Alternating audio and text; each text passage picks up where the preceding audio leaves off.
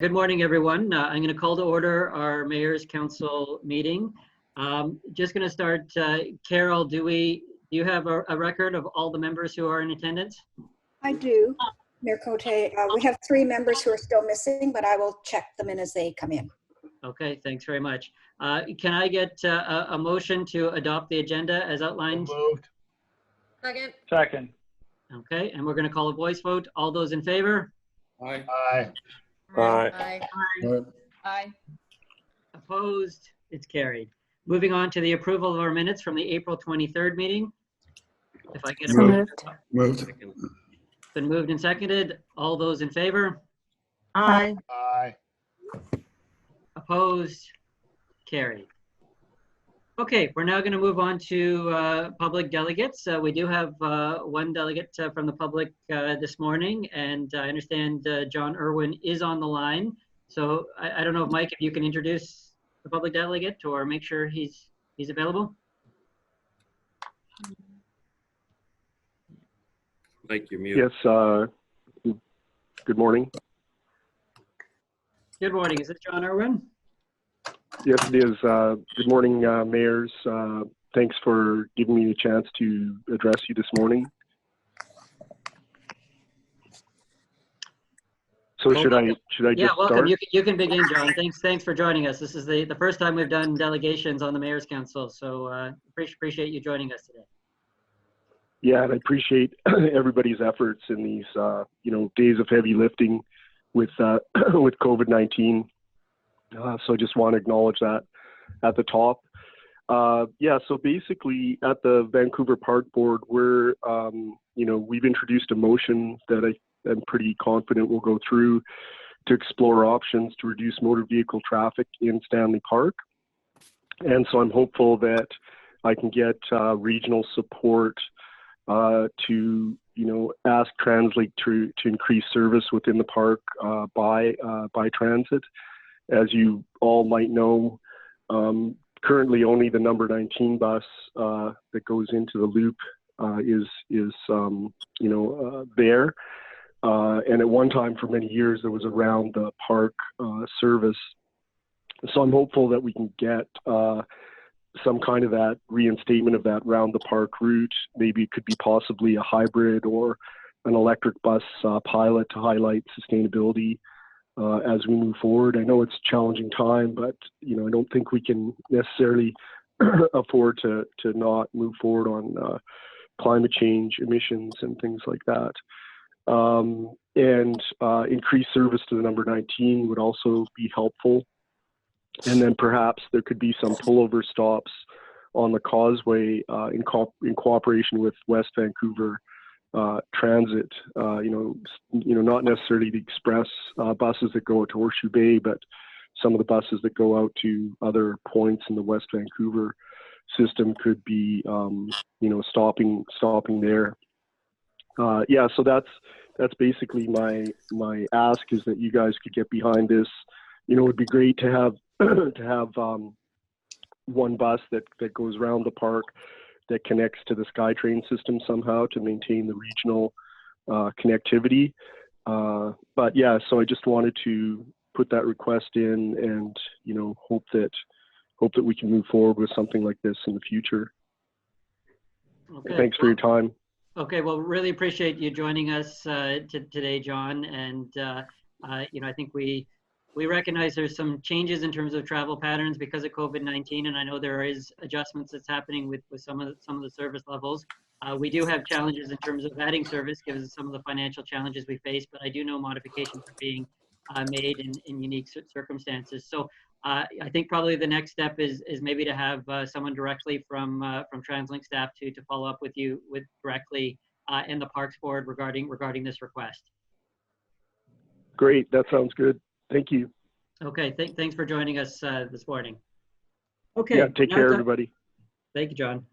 Okay, we're now going to move on to item 3.1 on the agenda, which is a report from our CEO on the transit service and the support of the BC Restart program. And I'm going to pass it off to Kevin now. Thank you, Chair Cote. Good morning, everybody. Great, we got started and we had our first public delegate remotely for a Mayor's Council meeting, so well done with that, and I'm sure that Jeff Cross or Sarah Ross and their staff can follow up on the discussion about Stanley Park. So I'm just going to run you through a few slides and update everyone on where we're at right now from an operating perspective. I think we can all be very proud and relieved at British Columbia's response so far to the COVID crisis. And the initial prudent staged reopening gives us all hope that the next phase of this unprecedented crisis, at least here in British Columbia, will be successful. And in that context, our job at TransLink right now is to provide mobility to the people of this region in accordance with public health and WorkSafe guidelines, and to reassure the general public and our customers that it is safe to ride public transportation as more and more people slowly but surely return to riding buses and SkyTrain and SeaBus and so forth. Next slide, please, Mike. So our current state at this point in time, with the phased reopening of British Columbia, we are, as we would have expected, seeing a modest increase in ridership. In fact, since the low point a few weeks ago of the crisis, we've actually seen an over 30% increase in ridership. Now, context of how far down we were and how far we need to go to restore total ridership, we have a long way to go. But for context, at the nadir of the crisis, we were carrying about 240,000 boardings per day. We're now up to about 317,000 boardings today, or we've seen a growth since the reopening of the economy of about 77,000 daily boardings. A lot of people coming back, but that's still far away from the 1.5 million boardings that our system was accommodating prior to the COVID crisis. So people are coming back slowly but surely. We're welcoming them back. We have a long, long way to go before ridership is restored to pre-COVID levels, and that's going to take, we fully expect, a very, very long time. Also, as we announced a number of days ago, starting Monday, June 1st, we will resume front door boarding and therefore fare collection on the bus system. We discontinued that practice now almost 2 months ago, as we were needed to both protect the safety of our bus operators and also help to enforce social distancing guidelines. We've done a lot of work with our workforce and with Coast Mountain Bus Company to prepare the way for the resumption of front door boarding. Given current ridership levels, we estimate that will recover about $2 million a month in fare box revenue. And I do want to take a moment right now to also thank and praise our frontline workers, our bus operators, our SkyTrain attendants, and other frontline workers. They are among the heroes of this crisis worldwide. They've been out there each and every day in challenging, evolving circumstances, and my hat's off to the fine labor management cooperation we're getting at the SkyTrain operation, at Coast Mountain Bus Company, from our unions, Unifor and CUPE. So I do want to hats off to them, and we're going to continue to work very, very closely with our union partners every step of the way to ensure their safety and the traveling public's safety. We are committed as we go forward to support the reopening of the economy, and that's why we've announced enhanced measures to improve safety of the system and meet the needs of our customers. Next slide, please, Mike. So last week, we announced publicly our Safe Operating Action Plan, for the TransLink family of service. They're meant to, this action plan is meant to make transit as safe as we possibly can and ask our customers to help out by keeping themselves and their fellow passengers on transit safer. All of our plans were worked out in very, very close consultation with the province through public health and WorkSafe BC. I think they are satisfied so far with the program that we've put in place, but I will caution that it's an evolving process. There is no firm game plan or book, if you will, to guide us along this crisis. So we are improvising every day, we are innovating every day, and we will continue to follow the advice of our public health leaders in the province, as well as throughout the world, as we are looking at emerging best practices from throughout the world and see how we can apply those best practices in our environment. Our safe operating plan has 4 components, which I'll briefly go over: cleaning and sanitizing measures, managing physical space on the system, restoring service levels, and making recommendations to our customers how they can move through our system safely and help support their fellow customers. Next slide, please, Mike. So a key component to the safe operating plan is maintaining the cleanliness of our system. As you all know, at the beginning of the crisis, we instituted stepped up measures between our rolling stock and our key facilities. We are stepping up that process now. We're deploying cleaning pit crews to disinfect SkyTrain cars at high traffic stations.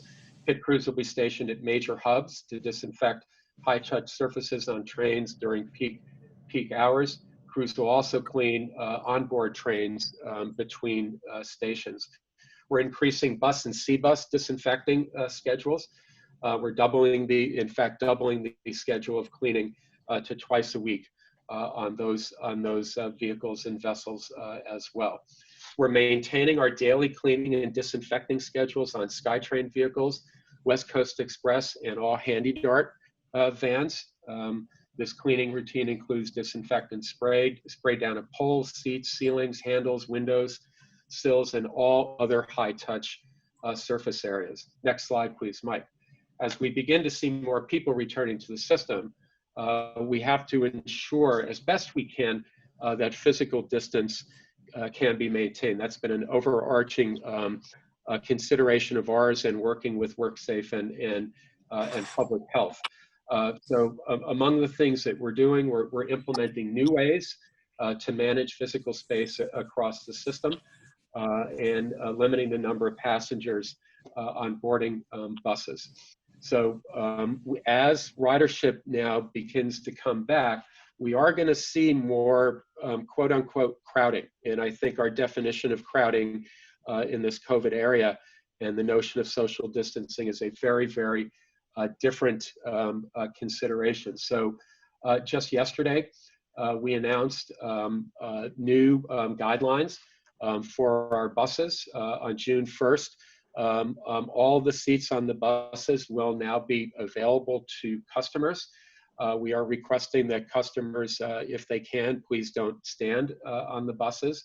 And our bus operators will be instructed to allow their coach to reach approximately 2/3 capacity, at which time the bus operator will be instructed to deem that bus as full. Once that new capacity is reached, the bus is designated to pick up, will not be able to pick up further customers.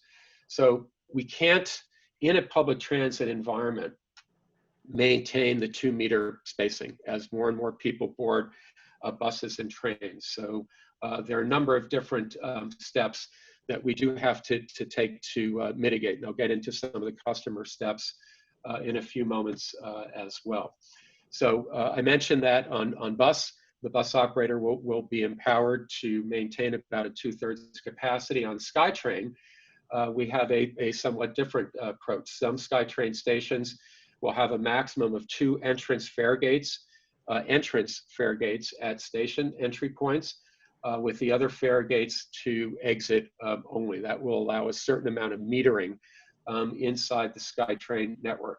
At SkyTrain attendants will be monitoring this process, and it can adjust the number of gates set for entry between 1 or 2 based on loading and lines. Customers will be asked to queue up behind fare gates while maintaining their physical distancing. Mike, I think you advanced the slide. Please go back to the managing, yes, thank you, managing space.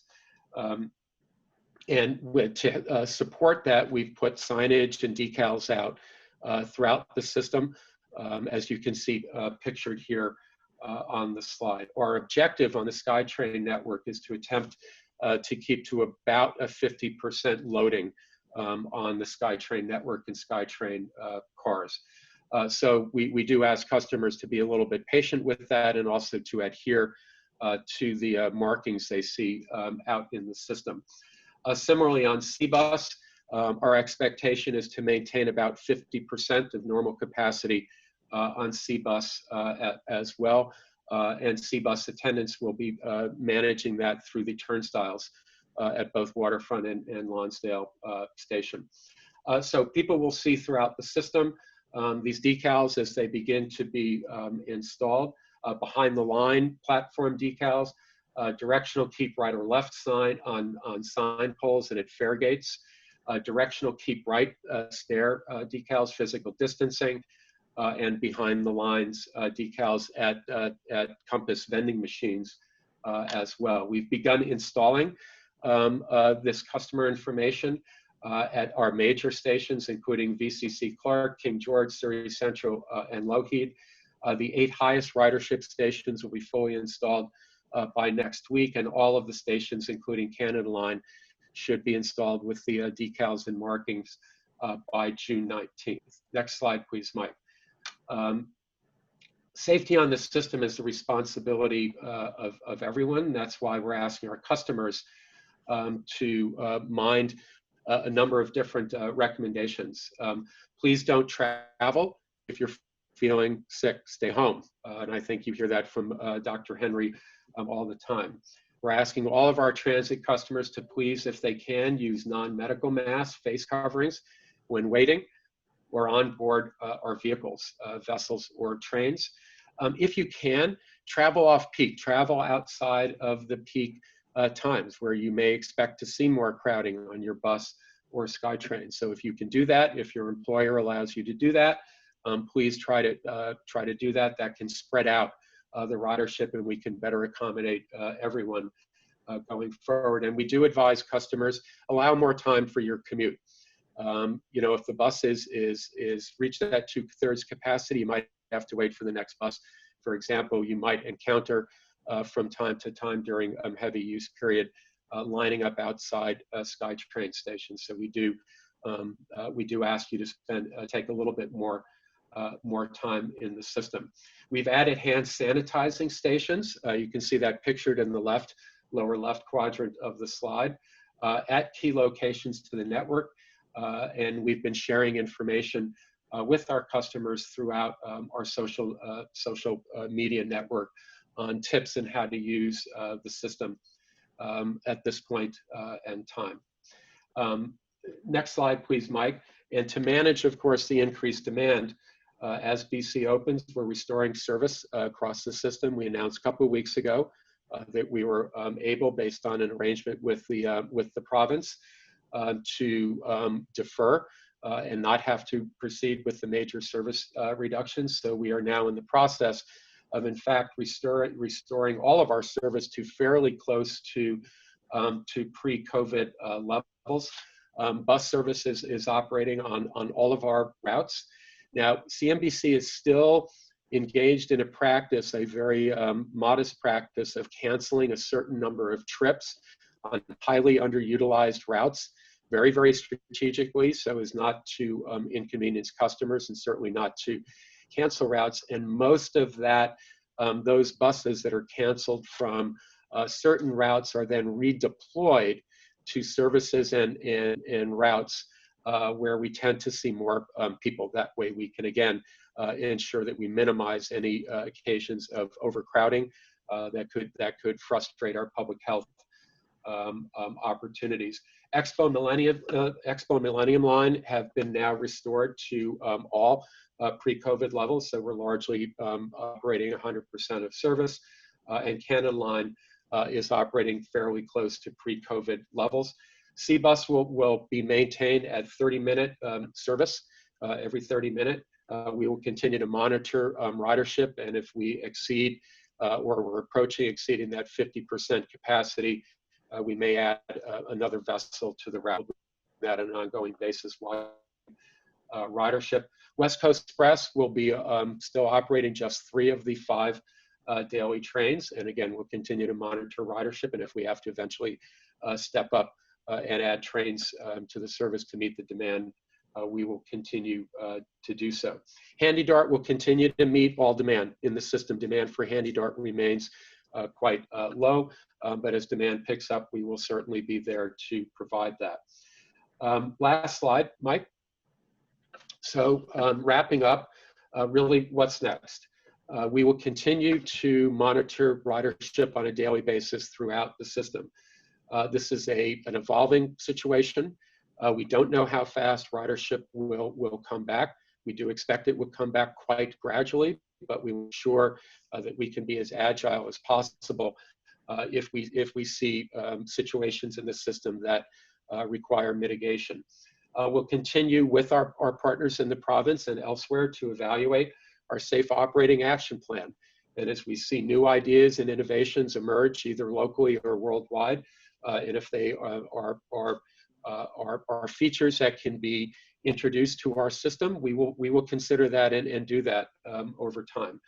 And of course, the entire program, we will make adjustments as necessary. And of course, we're going to continue to work on our funding issue with the province, the federal governments, the government, and other supporters and stakeholders throughout our region to ensure our fiscal sustainability going forward. The next report on the agenda that Jeff Cross will be going through will speak a little bit more to that. So with that, that concludes my update on our operating, Mr. Chair, and I'm happy to take any questions or comments. Okay, well, thank you very much for the presentation, Kevin, and thank you to the entire team at TransLink and Coast Mountain and the rail. We know these have been incredibly trying times, and things have had to move a lot quicker than normally to do the types of changes. You know, I think of where we were even at the last Mayor's Council meeting and the different conversations that have had to happen and how quickly the transit system has had to be able to respond. So really appreciate all the hard work that's going out throughout the organization. So I'm now going to open it up to questions from the body. Councillor Craig Cameron. I'm wondering, given the notion that the ridership's going to recover, whether you can provide any guidance, Kevin, on how quickly, what you're seeing or what you're understanding from the models, how quickly we can expect ridership to recover given the present trends, and you know, to what extent we will ever get back to pre-COVID ridership numbers. I've heard there's an active discussion going on around North America right now about, you know, is this the death knell of public transit? I don't think it is, but do you know, internally, do we believe that the new normal that we get to after this is going to be significantly lower than the pre-COVID peak? Are we going to have to do transit differently and at lower ridership numbers or lower capacity in each vehicle? I'm wondering if you have any thoughts internally on that, because I'm asked that a lot. Thanks, Councillor Cameron, and that's the $1 million question for our industry. Both of your questions, you know, the pace at which ridership recovers in our different metropolitan regions, consistent with our reopening plans, you know, whether it's provincially, states, worldwide. Of course, what's the long-term prospects for our industry? So to your first question, yes, his team are modeling that. That modeling is an evolving process itself. The short answer to your question, we don't know. Again, there's no precedent for this. There's no playbook for this. So we've got an assumption of a more rapid recovery and no second wave or limited second wave, and all the way to a much more pessimistic side of the equation, that it's a very slow return and there might be a second wave and everything in between. So that's why we have to be, at least on the operational side and the service management side and the safety management side, we have to be very, very nimble and see what's going on in the system. My personal belief is Metro Vancouver is a region in the world that was predisposed towards a significant demand for public transportation. We all saw that in the explosion of ridership in recent years. Our land uses support people wanting to take public transportation. We have a large portion of our population that well suited to get around, taking a bus or a SkyTrain or a C-bus, what have you. So one could argue that as the economy slowly reopens, people will want to return to the system. Also know that there are deep, deep concerns that the general public has here, and based on surveys we've seen throughout the world, with their own sense of personal safety. So it's going to be a personal decision for anyone, any traveler, whether and when they wish to come back and use public transportation. So our models have to try to predict either of those outcomes. In terms of longer term question, that's a huge question for our industry. There's an enormous amount of back and forth we read on the internet of predictions and concerns. The key is restoring trust. The key is restoring the confidence of the traveling public that they are safe, and that public transit is being extremely mindful of individuals' public safety when they are riding transit. None of us expect ridership to recover anytime soon to pre-COVID levels, more than likely not until after there's either a very, very effective treatment and or a vaccine. So our modeling would suggest the ridership will not be restored to pre-COVID until after that instance, and that could take up to a year. We all read in the media on how long it may take to get a vaccine. And I don't think, to your point, the death knell of public transit. Yeah, I think there's a lot of chatter about that, even with the conversations about large numbers of office workers not returning to work, which will reduce the number of commuters. We're going to have to see how this progresses over the next 12, 18, 24 months. But I cannot imagine our region and other metropolitan regions throughout the world without very, very healthy public transportation systems. At the end of the day, as the economies return, congestion will return. We have a limited highway network as it is here in Metro Vancouver. I personally remain fairly confident that once we're out of this crisis, people will want to come back and use public transportation and let us do the driving and not have to be stuck in their car in traffic. Okay, thank you. Mayor Vandenbroek? Thank you. And first off, I'd just like to thank the staff, Kevin, Mike, all of you, Jeff, all the bus drivers and everybody out there. It's very challenging times, and everybody's done a wonderful job of keeping TransLink going. So thank you for that to begin with. I know it has not been easy. I'm just curious in regards to bus driver safety and masks and that kind of thing. What are we looking at for that? Thank you, Mayor. First off, yes, this has been an all hands on deck. About now almost a month ago, we put together a recovery task force. It's cross-cutting throughout the organization. So there is a small army of people who put this plan together and are maintaining this plan. And as you just mentioned, and I mentioned in my prepared remarks, my hat's off to all of our frontline employees and our fine working relationship with our operating unions to help support this. So for the operator safety, that's been first and foremost. That's why that we discontinued front door boarding in the first place, so that we would limit any contact with passengers getting on the buses with our bus drivers.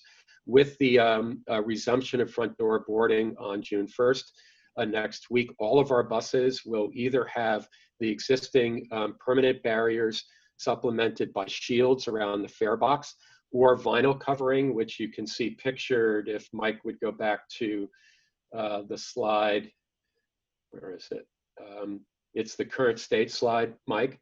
You might show them we have on about a third of our fleet vinyl covering that will protect operators from passengers getting on. This is also why it's one of the reasons, one of a number of reasons we're asking all of our the current state slide, Mike. So I think the second slide in the deck. That one, yeah. So that image shows you an image that's a community shuttle vehicle and an image of the vinyl covering that we've put on about a third of the fleet to protect our operators. Again, as I was saying, this is among the reasons that we're asking all of our customers, if they can, to please wear a non-surgical face covering, not only to protect themselves, protect their fellow customers, but also to protect our employees, whether it's on the bus or on the SkyTrain platform and so forth. And our bus operators, we are issuing them surgical masks.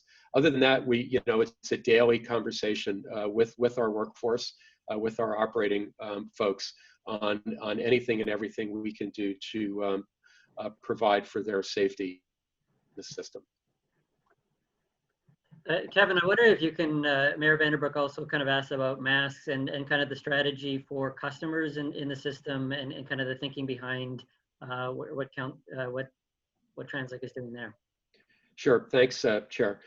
This was a big topic of conversation internally at TransLink. We were studying worldwide evolving practice in transit and masks and just general guidance on wearing a face covering out in the public in crowded situation. It was a lot of discussion with the province as well. At the end of the day, Dr. Henry and Public Health are setting the guidelines and whatever the mandates are. And I think Dr. Henry has been cautious, to be honest, about masks. But at the end of the day, I think we all concluded, along with our colleagues at BC Transit, that if you are in a crowded environment and you cannot maintain 2-meter physical distancing, you are advised to wear a mask. And wearing a mask is really to protect your fellow passenger on a bus or any other crowded environment. If you're in a grocery store, wherever, if you're moving back into your office environment, you're really there. You're protecting your fellow citizen, and I think that's super important. So we cannot mandate masks on the vehicles. It's a guidance. It's a recommendation. We at TransLink are certainly strongly urging everyone to please wear a mask. We'll continue to message that. We're putting up a lot of information in system through our social media to continue to raise public awareness about the use of masks. I think what we've seen worldwide, as well as in Canada, there are some cities, metropolitan regions, where masks in fact mandated. In the other locations, they are advised by public health and transit authorities. Okay, thank you. Mayor Buchanan? Thank you very much, and thank you very much for the presentation, Kevin. I'm just curious, I just want to build off some of Councillor Cameron's comments, and I'm just curious, I think telecommuting really presents an opportunity for the region to prevent mode shift to the private automobile, and then prioritize some of our remaining transit service for essential workers. So I'm just curious if TransLink is thinking of any communication strategy around demand management through telecommuting. Yeah, great question, Mayor. Demand management is got to be a key. So we're working on a number of different fronts. We're working with the business community, and we will step up our work with the business community to identify a variety of demand management tools that they either were already using or that they could consider using to sort of flatten out, if you will, the demand curve on our transit system. Public transit tends to have its peak in the morning and in the evening. If we can find ways to level that off to a certain degree, that could remove some of the crowding in the system, working from home, telecommute, so forth. I think that's on everybody's tongue. We're all working from home right now. To what extent will businesses, small businesses and large businesses, slowly but surely allow their employees to come back? How much will those businesses maybe stagger the days that people come in, Monday, Wednesday, Friday for one group, Tuesday, Thursday for another group, is one of the examples I've heard, late starting time, and so forth. So the extent to which on the public health side, more people are telecommuting, that will relieve some of the demand characteristics on our system and make social distancing and public health features that we've put in place more successful. Of course, the flip side of that, Mayor, and we all know that, if that becomes a permanent feature, kind of gets back to Councillor Cameron's question, if that becomes a more permanent feature in our landscape, that will create a reconsideration of many of the financial tenets of our public transportation system. Our operating budget is supported at a 58% level pre-COVID by fares. So we are very, very dependent on fares. So if we see a decline in ridership for not only in this immediate phase, but in the long term, because more and more people are kind of permanently telecommuting, that's going to shift the balance of the financing of the organization, and we're going to have to confront that over time. I don't know that that's today's conversation, but certainly with the Mayor's Council, the board, and other regional players, that's a long-term consideration that we have to be extremely mindful of. So we're going to have to adapt one way or the other, just as society is adapting. Right. And so is there a specific communication plan that will be going out? I mean, I heard you were working with the business community, and because I do think there is some communications that we can publicly put out at large to support that, and certainly to start messaging, which we have from the beginning, about the use of the system for our essential workers.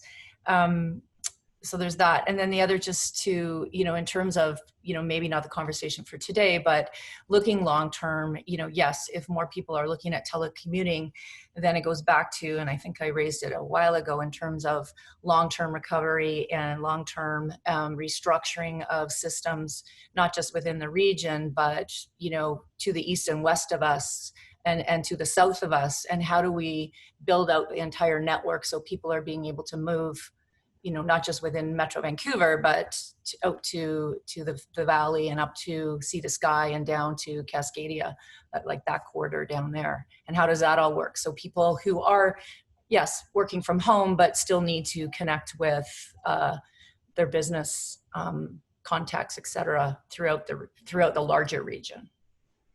Yeah, I mean, those are great points, Mayor. These are not day questions that we can really even get into, but they are going to be fundamental to metropolitan regions throughout the world, and here in Metro Vancouver, and for TransLink and our partners. And in terms of the arc of how we see moving through this situation, we're in the here and now.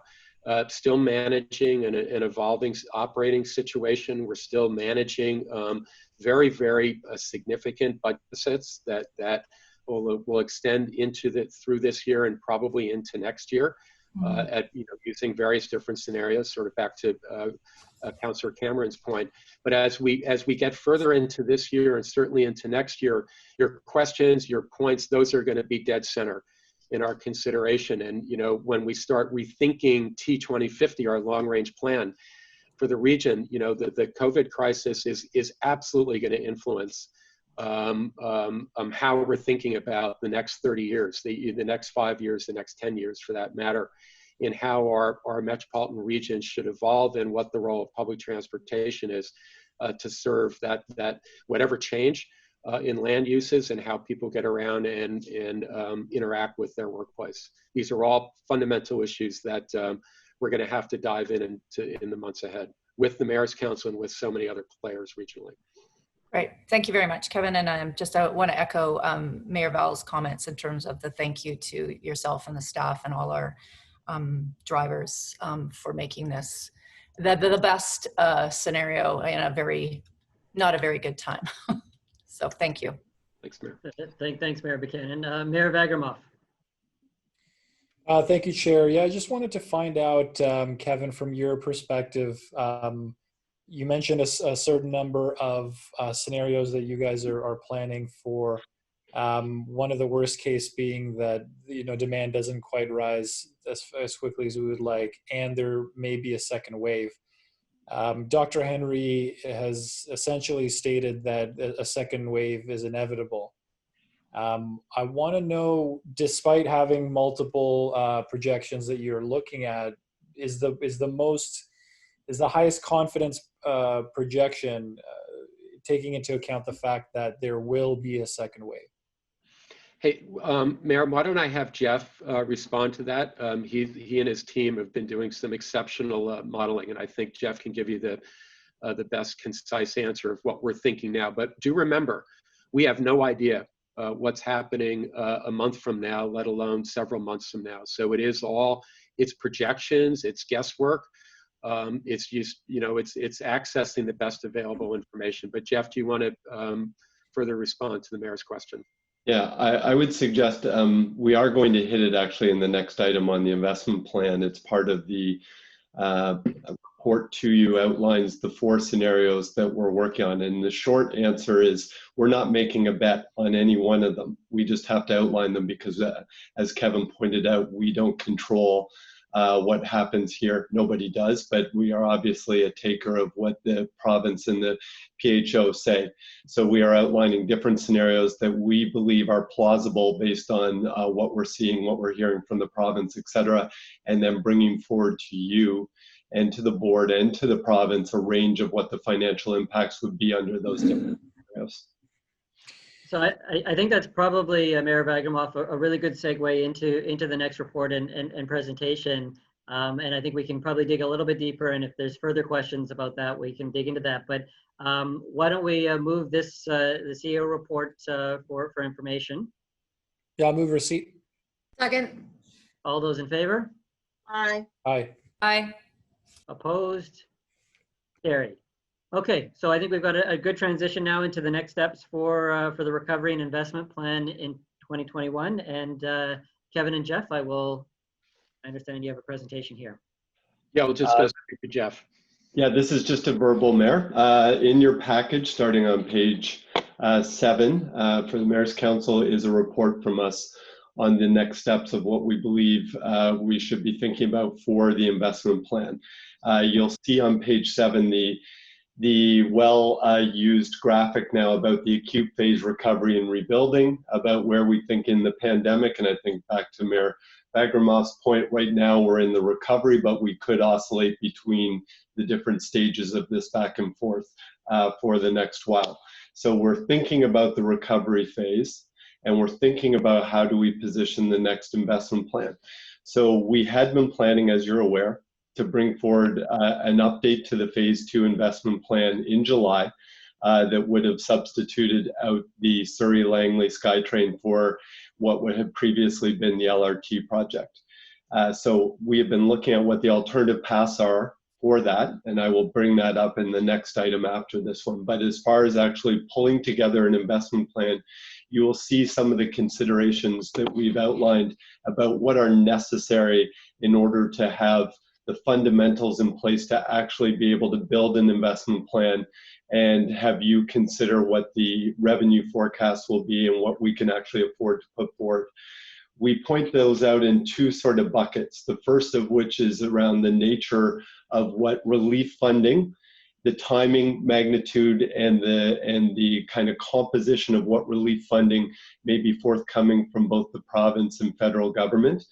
That will shape, obviously, how large of a hole, a financial gap that we are facing over. As Kevin said, we think right now a 2-year sort of period is what we're looking, 18 months through 2021. That the nature of that, whether it is oriented towards relief funding or some of it is actually oriented towards rebuilding, otherwise known often as stimulus, and how large that is and what the composition of that is, and to the degree that it relieves regional funding sources to be used to either fill the gap or for other purposes will be really important. those are still in the early stages. You've all been watching, I know as mayors, you've been advocating with the federal government for relief and for support, as well as looking at what those stimulus programs may look like. So understanding the nature of those will be really critical for us to develop an investment plan and to be able to have a good level of confidence on what we can afford and how we should be prioritizing things in 2020 onwards. The second piece is just certainty of our own funding. And so to the point that was raised earlier, we don't know what scenario we're in yet. We would need to really observe over at least the course of the next couple of months how ridership is rebounding, how fuel tax, which is obviously another large component of our revenue stream, is rebuilding, and so that we can see where the band of our revenues are likely to be. We think that will also take a couple of months to have a little bit better level of certainty in order to be able to put together an investment plan that we would have confidence in, that is solid. We will also have to evaluate which projects from the phase 2 investment plan make sense, whereby some may warrant being deferred because the nature of the demand in the recovery phase is as such that it could be deferred further out, whether that be both services or capital projects. And then also understand which of the projects we have been considering could be eligible for additional senior government funding if a stimulus program or some sort of relief program is forthcoming. So those are the conditions we think that are really essential. You'll see pointed out on page 9 of the report, one of the key things for us in seeking senior government funding, the first priority will be to make sure that we are applying that to the financial solvency of the organization. Right now, we are drawing down our reserves. Thankfully, we were in a place that we did have some reserves, but those were obviously fully subscribed for the investments that were in phase 2 later down the road. So we need to make sure that we're filling that hole so that we're in a solid position to be able to deliver on the commitments we had put forward, and that we're replenishing those things, and that TransLink remains solid both to deliver the critical services that we are trying to do right now and extend those out into 2021 and beyond, as well as be in a solid financial position for both capital projects where our credit rating is very important, etc. So those would be the first 2 priorities. The third priority with senior government funding would be to channel it towards either existing projects that have been on the books and not yet started, or new projects that make sense in the post-COVID environment, both for stimulus and long-term mobility of the region. Obviously, things like the Surrey-Langley SkyTrain and the extension out to Langley could be candidates like that. Other elements of the low-carbon fleet strategy, those kinds of components we will need to look at. So that's what we see as the 2 sort of requirements to put together an investment plan.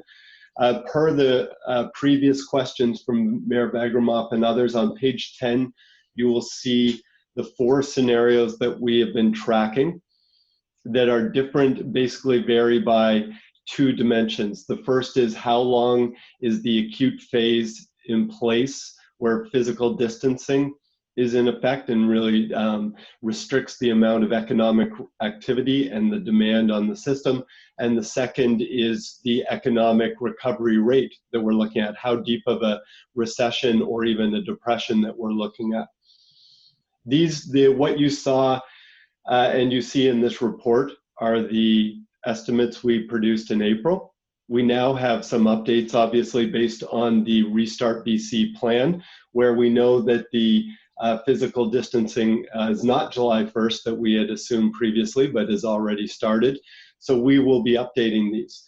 The scenario 3, which was a hibernation where we were in this for 18 months in that acute phase, we are now reshaping as one where we go in and out of waves, where there would be a return to more stringent physical distancing in the fall, and even several in 2021, and we look at the bounds of that. So we will be updating these numbers a bit, but generally I think the bookends of what you see there probably still stand. And just as a reminder, over the 2 years, you see anywhere from 700 million actually over the 10 years, 700 million to over several $billion. So very large range that we still need to start to narrow in on as we observe what is happening. So our suggestion is coming out of this that the next investment plan would likely be developed for some time this fall, and that it's critical, obviously, that the magnitude and the nature of emergency relief funding from the federal government, from our partners at the province, is outlined better so that we can start to put this together. And I'll end there, Chair, and take any questions. Okay, thanks very much, Jeff. Mayor McEwen?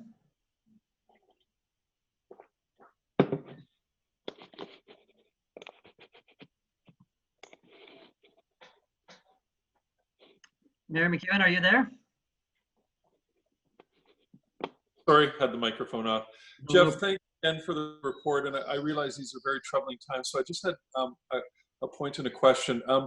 With what the social distancing rules that are going to be in place and in place for the foreseeable future, are we viable as an organization with ridership at these levels is my first question.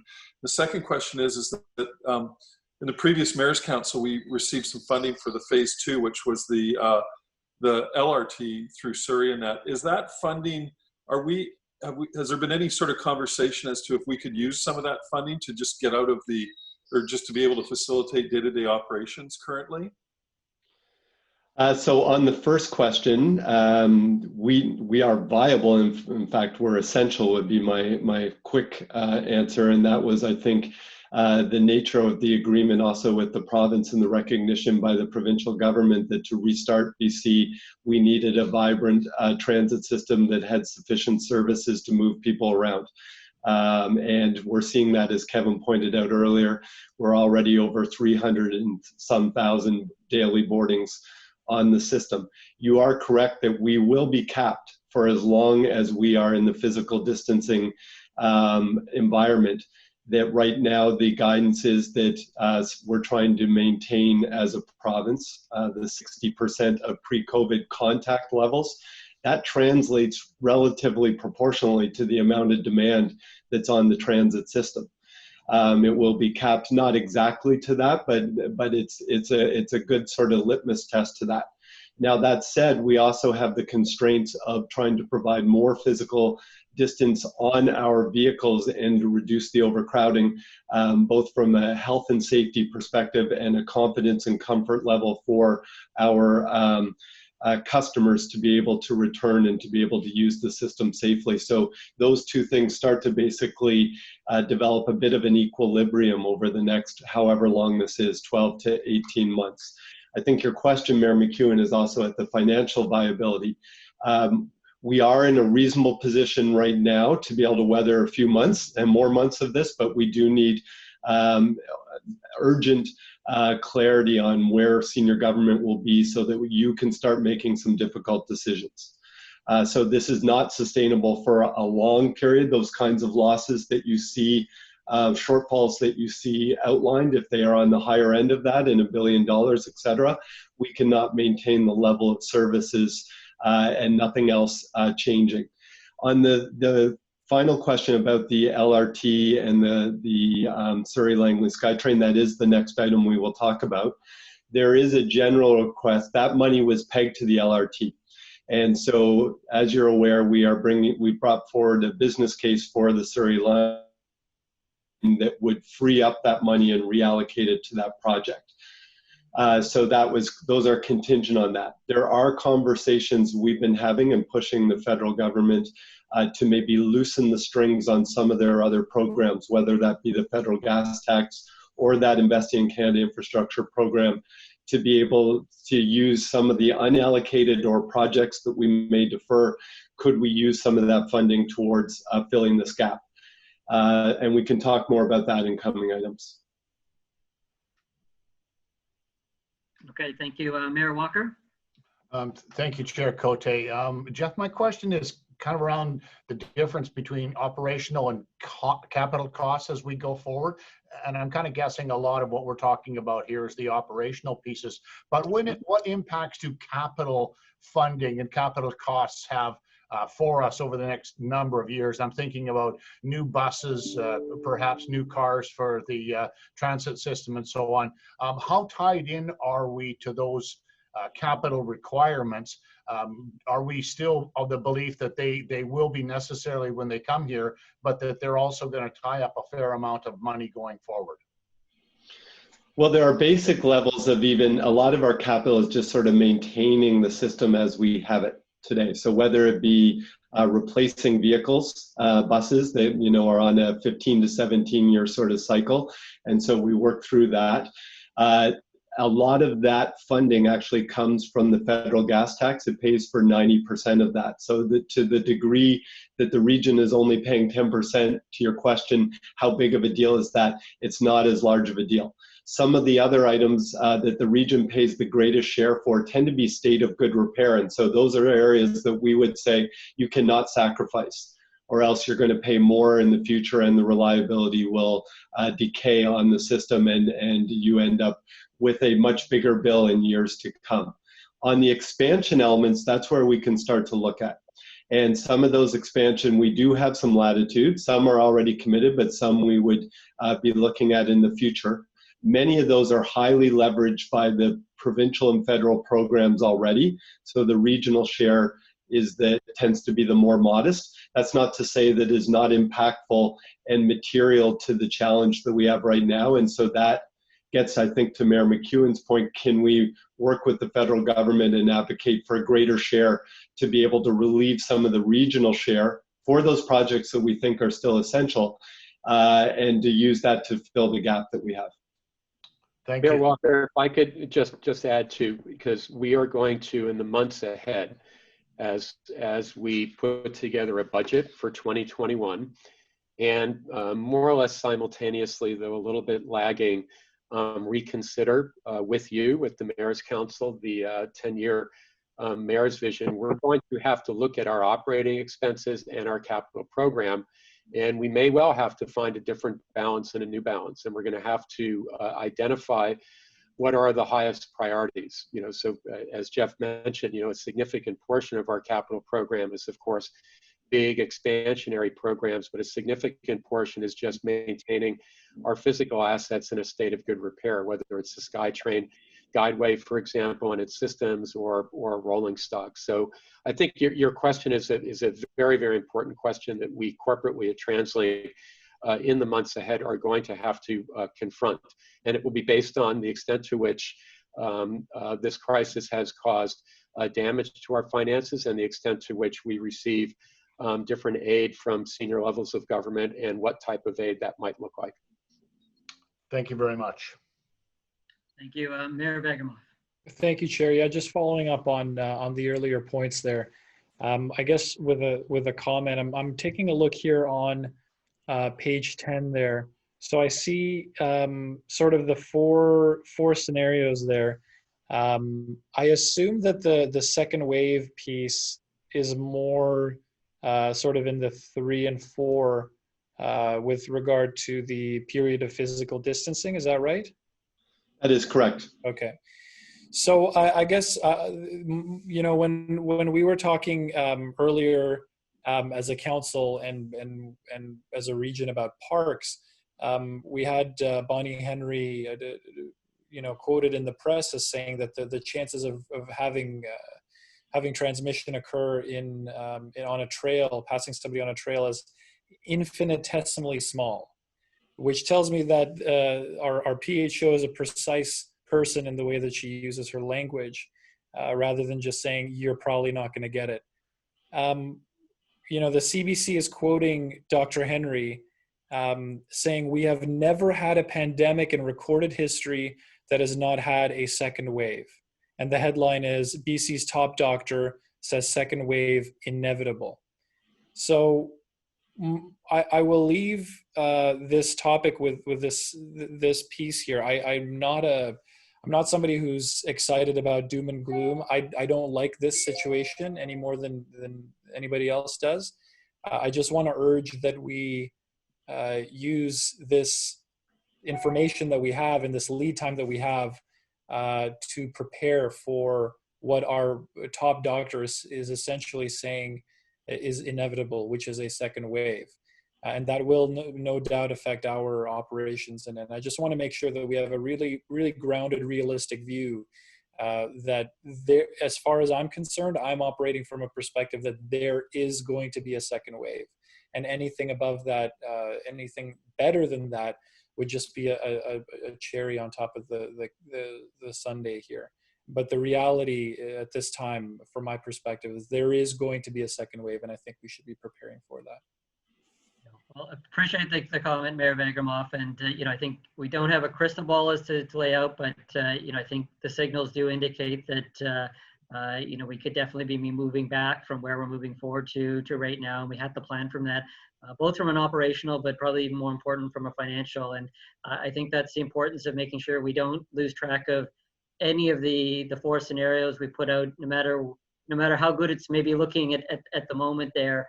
Those are all of those scenarios are still very much in play and have to be part of our decision-making process.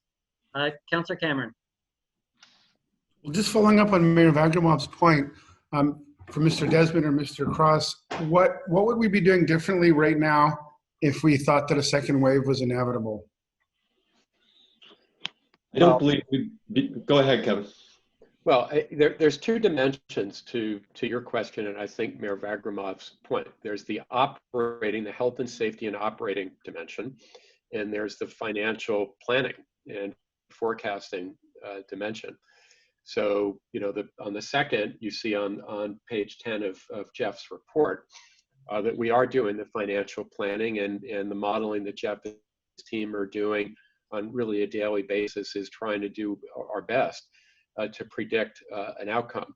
On the operating side and the health and safety side, we are an essential service, and until such time as the province were to reverse that thinking, we will continue to take the perspective that we're going to provide mobility to people in today's environment, and if there is another wave, and if that wave is impactful, that we will continue to work very closely with public health authorities and adjust our operating plan as necessary. So we're in daily contact with health authorities in WorkSafe BC, and we're going to continue to do that and be mindful that if we have to adjust our operating and our safe operating plan to meet emerging new needs, we will do that as quickly as we were able to.